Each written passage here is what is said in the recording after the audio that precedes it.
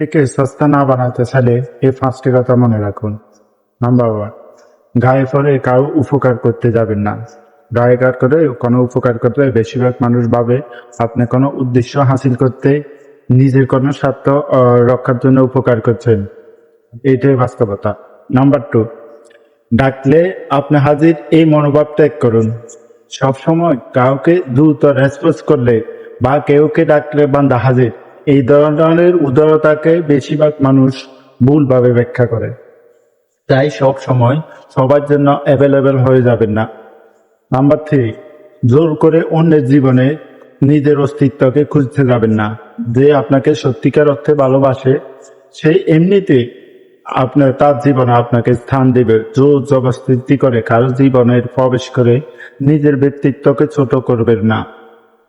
জোর করে কখনো কিছু জয় করা যায় না। নাম্বার 4, গায়ে পড়ে কাউকে পরামর্শ দিতে যাবেন না। একটা কথা মনে রাখবেন, আপনি যখন প্রয়োজনে কারোর সাথে কথা বলেন তখন আপনার প্রত্যেকটা কথা গুরুত্ব থাকবে। অপ্রয়োজনে অতিরিক্ত কথার ভ্যালু কমিয়ে দেয়। নাম্বার 5, অন্যের ব্যাপারে অযথা মাথা ঘামাবে। নিজের সরকার